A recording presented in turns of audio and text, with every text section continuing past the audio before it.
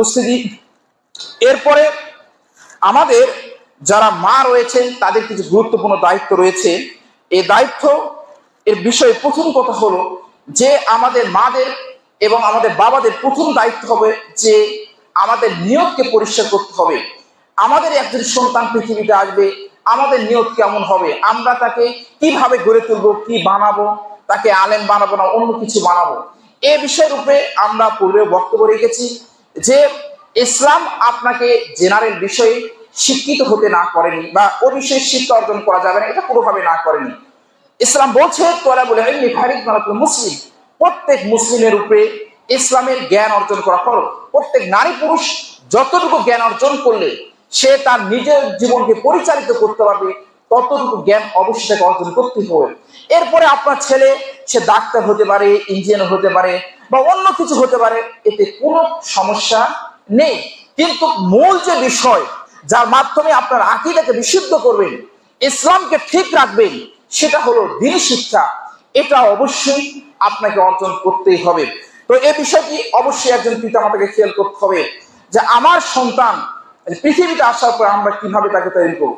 আমরা অনেকেই দেখি যে সন্তান পৃথিবীতে আসার আগে আমাদের নিয়ত থেকে একরকম, আর সন্তান পৃথিবীতে আসার পরে আমাদের নিয়ত পরিবর্তন হয়ে যায়।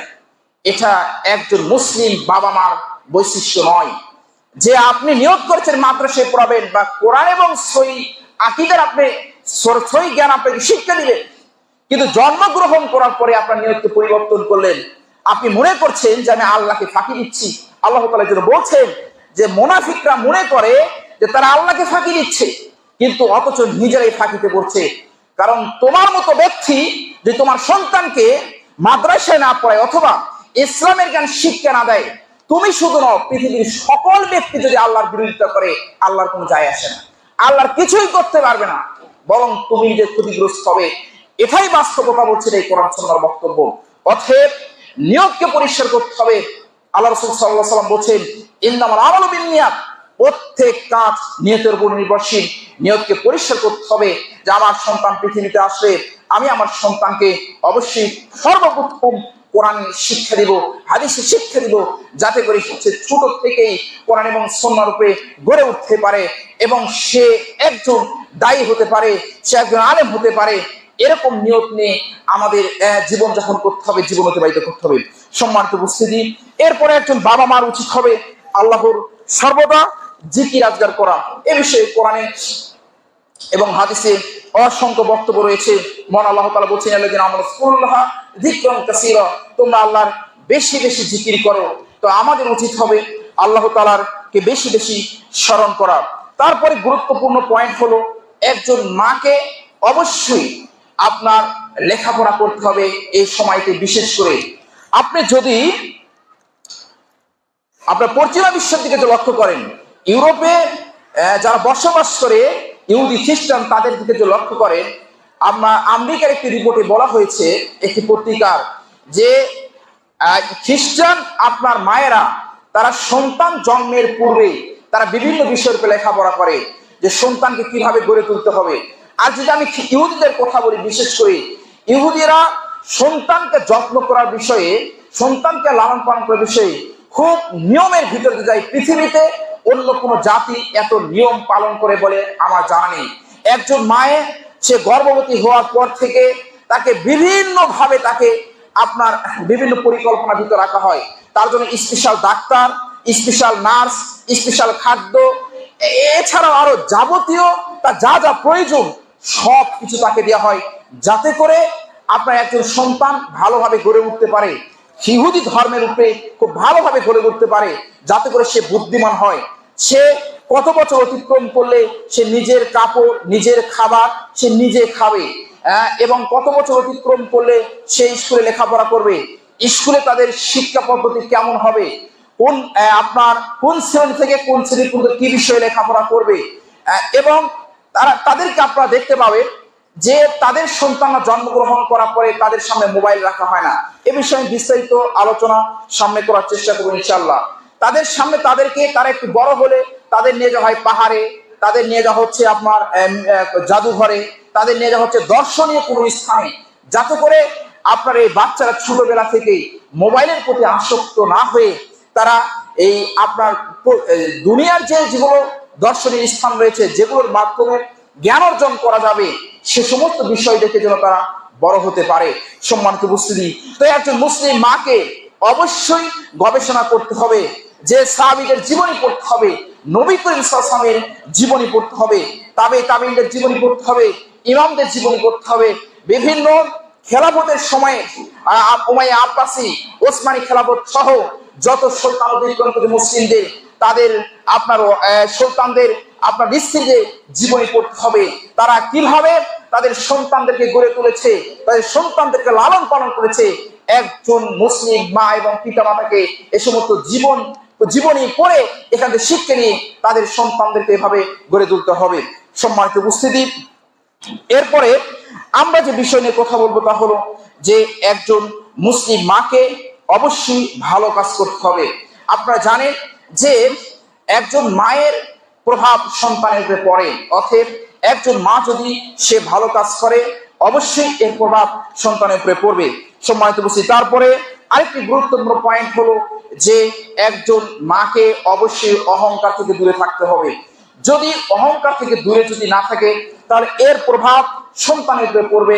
আমি সংক্ষিপ্ত ভাবে বলছি যে মহান আল্লাহ তাআলা বলেছেন, ওয়ালা তামশু ফিল আরদি মারহা, তোমরা দুনিয়াতে জমিনে অহংকার করে চলো না।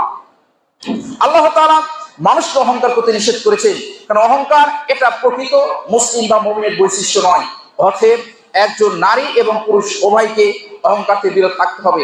মা যেমন অহংকার থেকে বিরত থাকবে, পিতাকে অহংকার থেকে বিরত থাকতে হবে, কারণ পিতার প্রভাব সন্তানের পরে, এতে কোনো সন্দেহ নেই।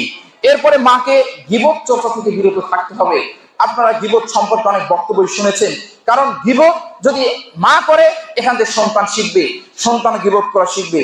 সম্মানিত উপস্থিতি, এরপরে মায়ের আরেকটি গুরুত্বপূর্ণ দায়িত্ব হলো যে আমি এর আগে বলেছি যে আপনারা ইহুদি খ্রিস্টানরা দেখতে পাবেন তারা সন্তান জন্মের পূর্বে বিভিন্ন প্ল্যান পরিকল্পনা করে থাকে, যার মাধ্যমে সন্তান কোনোভাবে যাতে করে পথভ্রষ্ট না হয়।